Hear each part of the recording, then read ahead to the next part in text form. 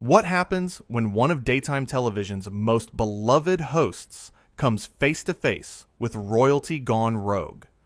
It only took 34 seconds for a dream interview to turn into an absolute nightmare that left studio audiences gasping and producers scrambling. This is the story of how Meghan Markle got herself kicked off Jennifer Hudson's show after a heated clash that nobody saw coming. Jennifer Hudson was riding high. Her talk show had become a safe space for celebrities to open up, share their truth, and connect with audiences in a way that felt genuine. She had this gift, where guests felt comfortable enough to be real without the conversation ever getting messy. That was her superpower. Kindness mixed with curiosity. Warmth without weakness. So when Meghan Markle was booked for the show, that everyone thought it would be television gold. A former royal sitting down with an Oscar winner and talk show host who understood the pressures of fame, the weight of public opinion, and the struggle to find your voice when the world wants to silence it. The producers were excited. The audience was excited. Jennifer herself was looking forward to what she thought would be a meaningful conversation. But from the moment Meghan walked onto that stage, something felt off. Jennifer stood up to greet her guest with that signature smile, arms open for a warm embrace. Meghan barely made eye contact. The hug was stiff, uncomfortable. Jennifer tried to laugh it off, gesturing to the chair across from her. "Welcome, welcome. We are so excited to have you here," Jennifer said, her voice full of genuine enthusiasm. Meghan sat down, crossed her legs, and looked around the studio like she was inspecting a hotel room that didn't meet her standards. "Thank you for having me," she said, her tone flat, almost robotic. Jennifer, ever the professional, pushed forward. "You've been through so much over the past few years. I think a lot of people are really interested in hearing your perspective, your journey. How are you doing?" "Really?" Meghan sighed, a long, dramatic exhale that seemed designed to communicate how exhausting it was to even be asked such a question. Jennifer, it's been difficult. People don't understand what it's like to be in my position. The scrutiny, the lies, the constant attacks, it's relentless." "I can only imagine," Jennifer said, nodding sympathetically. "The media can be incredibly cruel, especially to women in the public eye. But you've also used your platform to speak out about issues that matter to you. That takes courage." Meghan's expression shifted. Her eyes narrowed slightly. "Courage," she repeated, as if tasting the word and finding it bitter. "Yes, well, courage is something I've had to develop because nobody else was willing to stand up for me. Not my family, not the institution, nobody." Jennifer nodded again, trying to keep the conversation on track. "I want to talk about that, about your experience and what you've learned. But I also want to talk about the work you're doing now, the projects you're passionate about. What's next for you?" And that's when Meghan's mask started to slip. "What's next for me?" she said, her voice rising slightly. "What's next is that I'm going to continue telling my truth, whether people like it or not. And honestly, Jennifer, I'm a little surprised that you, of all people, would try to move past my trauma so quickly." The audience went silent. You could feel the temperature in the room drop. Jennifer's smile faltered for just a second before she recovered. "I'm not trying to move past anything. I want to hear everything you want to share. I just also want to celebrate who you are now and where you're going." "Who I am now," Meghan said, laughing without humor, "is someone who has been destroyed by a system that chews people up and spits them out. And where I'm going is somewhere that people will actually listen to me and take me seriously." Jennifer shifted in her seat. "I am taking you seriously. That's why you're here." "Are you?" Meghan shot back. "Because it feels like you're reading from a script. Hitting all the talking points your producers told you to hit. You want the headline without the real conversation." This was getting uncomfortable. Jennifer took a breath, clearly trying to reset. "I promise you, there is no script here. I genuinely want to hear from you. But I also think it's important to have a conversation that's balanced, that acknowledges the complexity of your situation. Balanced, Meghan scoffed. There's that word again. Everyone wants balance when it comes to me. But where was the balance when I was being torn apart in the press? Where was the balance when my mental health was collapsing and nobody cared? I hear you, Jennifer said softly, and I'm so sorry you went through that. Mental health is something I take very seriously. And I know how isolating it can feel when you're struggling and it seems like the world is against you. Don't patronize me, Meghan snapped. The audience gasped. Jennifer's eyes widened. I'm not patronizing you. Yes, you are, Meghan insisted. You're doing that thing where you pretend to understand, but you don't. You have no idea what it's like to be me. Jennifer paused. When she spoke again, her voice was measured but firm. You're right. I don't know what it's like to be you. But I do know what it's like to be a black woman in America, navigating spaces that weren't built for me, dealing with criticism and judgment and people who want to see me fail. So while our experiences are different, I think there's some common ground here. Meghan waved her hand dismissively. It's not the same. I didn't say it was the same, Jennifer replied. I said there's common ground. No, there isn't, Meghan said, her voice cold. You chose this life, Jennifer. You auditioned for it. You wanted fame. I was thrust into a situation I didn't fully understand, and when I tried to navigate it on my own terms, I was vilified. Jennifer's jaw tightened. I worked my entire life to get where I am. I came from nothing. I fought for every single opportunity. So let's not act like my success just fell into my lap. I'm not saying it did, Meghan said, though her tone suggested otherwise. I'm just saying that your struggle is different from mine. You got to control your narrative. I didn't. You're controlling your narrative right now, Jennifer pointed out. You've done interviews, podcasts, a whole documentary. And you've told your story over and over again. At what point do you take ownership of the life you have now, instead of staying stuck in what happened before? Meghan's face flushed red. Excuse me? I'm not trying to be harsh, Jennifer said, her voice still calm but direct. I'm really not.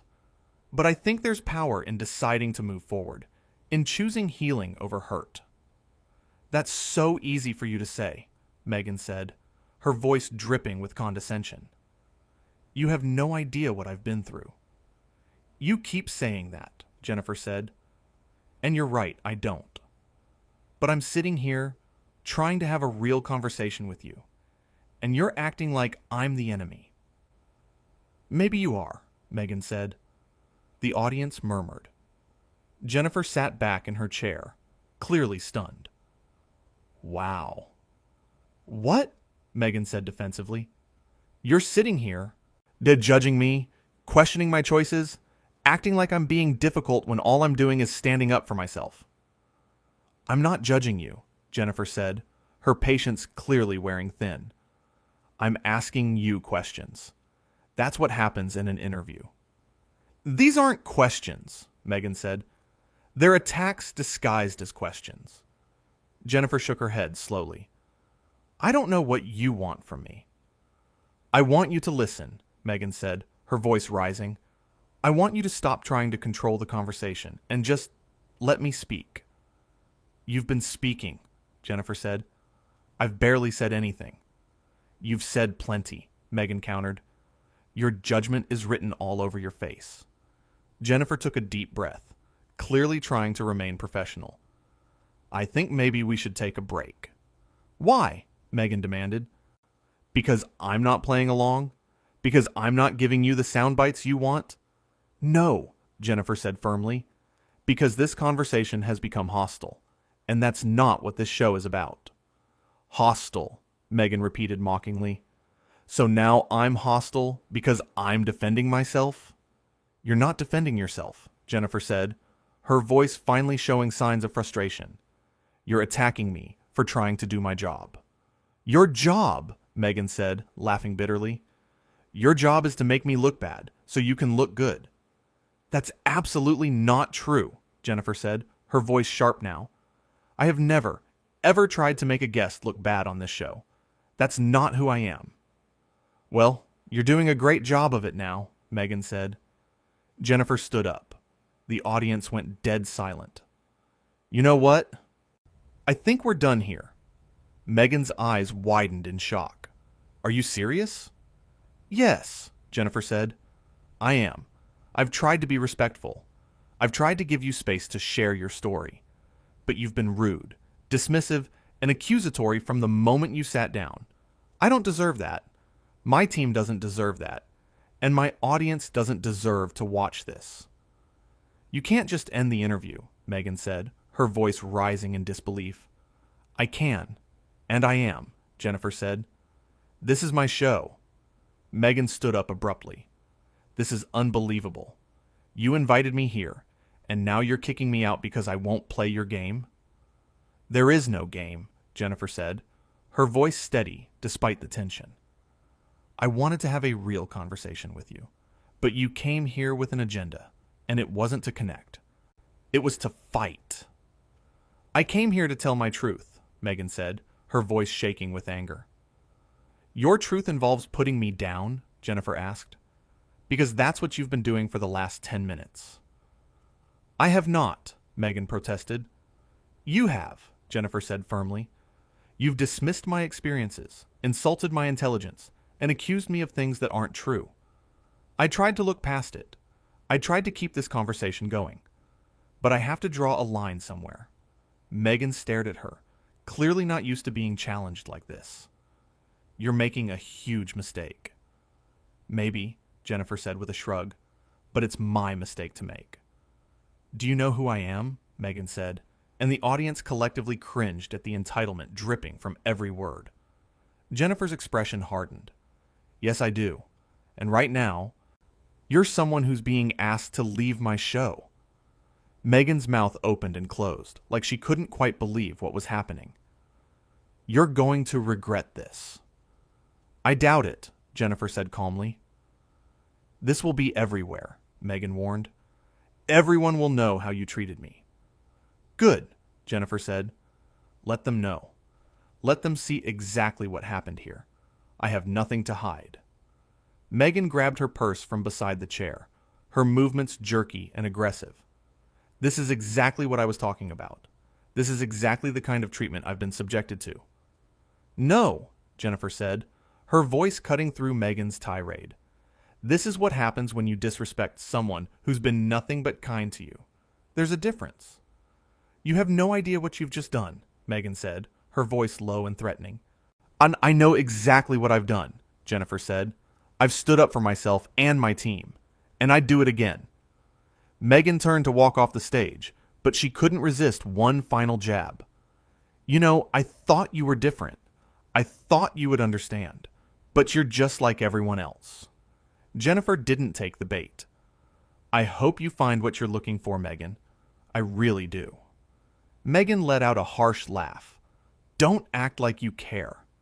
I do care, Jennifer said, but I also care about myself and the people who work with me, and I won't let anyone treat us this way, no matter who they are. The audience erupted in applause. Meghan froze mid-step, clearly not expecting that reaction. She turned back to glare at Jennifer, who simply stood there with her arms crossed, unbothered.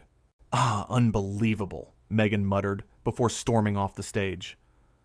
Jennifer watched her go, then turned to face her audience.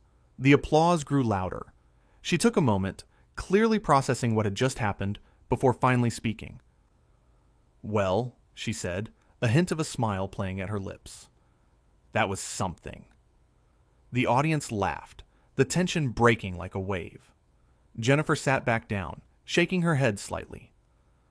You know, I've done a lot of interviews on this show. I've talked to people about some really difficult, painful things. And I've always tried to create a space where people feel safe to be vulnerable. But vulnerability is not the same as disrespect. And I will never tolerate someone coming onto this show and treating me or my team poorly. The audience applauded again, even louder this time. Jennifer held up a hand to quiet them down. I want to be clear about something. I have nothing but compassion for anyone who's been through trauma, who's struggled, who's felt alone. I really do. But compassion doesn't mean accepting mistreatment. And standing up for yourself doesn't make you the bad guy. Someone in the audience shouted, "That's right," and others joined in with supportive calls. Jennifer smiled, looking genuinely touched. "Thank you. I appreciate that. I really do." She paused, taking a breath. You know, when we booked this interview, I was excited. I thought it would be a chance to have a real conversation, to dig into some important topics. But from the moment she sat down, it was clear that we weren't on the same page. And I tried. I really tried to meet her where she was. But there's only so much you can do when someone is determined to be combative. A producer approached from offstage, speaking quietly to Jennifer. She nodded, listening, then turned back to the audience. "We're going to take a quick break, and when we come back, we're going to shift gears completely. I've got some incredible guests lined up for later this week that I want to tell you about, and we're going to end today on a high note, because that's what this show is about. Positivity, connection, real conversation, not whatever that was." The audience laughed and applauded as the show cut to commercial. Behind the scenes, producers and crew members were buzzing with shock and adrenaline. Some were worried about backlash. Others were proud of Jennifer for holding her ground. But everyone agreed on one thing. They had never seen anything like that before. Jennifer sat in her chair during the break, still processing. Her makeup artist came over to touch up her face, and Jennifer smiled at her. "Well, that was wild." "You handled it perfectly," the makeup artist said. "I don't know about perfectly," Jennifer said with a laugh, "but I wasn't going to just sit there and let her talk to me like that." "Good," the makeup artist said firmly. "You shouldn't have to." One of the producers approached, looking concerned. "Are you okay?" Jennifer nodded. "I'm fine. Really. It's not the first time someone's been difficult, and it probably won't be the last. But I think it's important that we don't normalize that kind of behavior. And people think they can treat others however they want just because they're famous or because they've been through something hard. But that's not how it works." "Do you want to address it more when we come back from break?" the producer asked. Jennifer thought for a moment, then shook her head. "No, I said what I needed to say. Let's move on. That's what I want people to take from this. You can stand up for yourself and then move forward.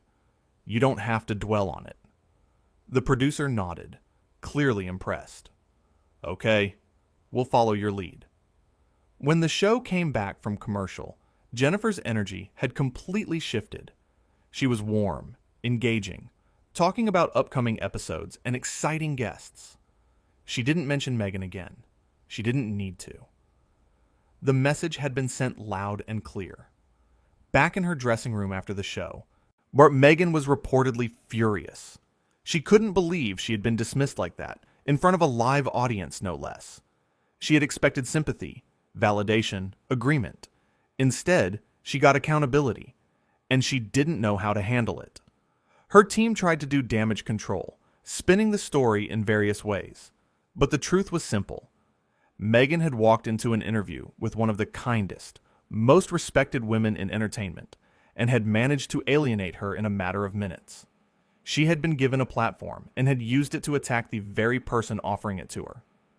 Jennifer, meanwhile, went home that night and slept soundly. She had done the right thing. She had protected her peace, her team, and her show. And she had shown her audience that standing up for yourself doesn't make you mean or unkind. It makes you strong. The next morning, clips of the interview were everywhere. Social media was on fire with people dissecting every moment, every word, every expression. And overwhelmingly, the response was supportive of Jennifer. People were tired of watching celebrities play the victim while treating others poorly. They were tired of being told to have compassion for people who showed none in return. Jennifer didn't engage with any of it. She didn't need to. Her actions had spoken for themselves. She had drawn a line in the sand and had refused to let anyone cross it, regardless of their status or their story. That's the thing about boundaries. They're not meant to hurt people. They're meant to protect you. And Jennifer Hudson understood that better than most. She had built her entire career on being authentic, kind, and real. But she had also learned that kindness without boundaries is just people-pleasing. And she was nobody's doormat. Meghan wanted a platform. She got one, but she didn't want to have a conversation. She wanted an echo chamber. And when Jennifer refused to be an echo, when she pushed back and asked real questions and expected mutual respect, Meghan couldn't handle it. The interview that was supposed to be a redemption tour turned into a cautionary tale. A reminder that no amount of trauma or hardship gives you the right to mistreat others. A reminder that accountability applies to everyone, even people who position themselves as victims. Jennifer didn't set out to teach that lesson. She just set out to do her job with integrity, but in standing up for herself. She ended up standing up for everyone who's ever been made to feel small by someone who thinks their pain makes them untouchable, and that's why the audience applauded. Not because they wanted to see Meghan humiliated, but because they wanted to see someone say, enough is enough. They wanted to see kindness that didn't come at the expense of self-respect. They wanted to see strength wrapped in grace. That's exactly what Jennifer gave them. She didn't yell or insult or belittle. She simply refused to participate in her own mistreatment. She set a boundary and enforced it. And in doing so, she reminded everyone watching that you can be compassionate and strong at the same time. The interview lasted barely 15 minutes before it imploded. But those 15 minutes said more than hours of carefully scripted conversation ever could. They revealed character. They revealed intentions. They revealed the difference between someone who wants healing and someone who wants attention. Jennifer wanted connection. Meghan wanted control. And when those two things collided, there was only ever going to be one outcome. So what happens when one of daytime television's most beloved hosts comes face to face with royalty gone rogue? She stands her ground, protects her peace, and shows the world that being kind doesn't mean being weak. That's what happens. And it only took 34 seconds for everyone watching to realize they were witnessing something rare. Real courage, real strength, real boundaries. Jennifer Hudson didn't kick Meghan Markle off her show because she was cruel. She did it because she was strong. And sometimes, the strongest thing you can do is walk away from someone who refuses to treat you with respect, even if that someone used to be a princess.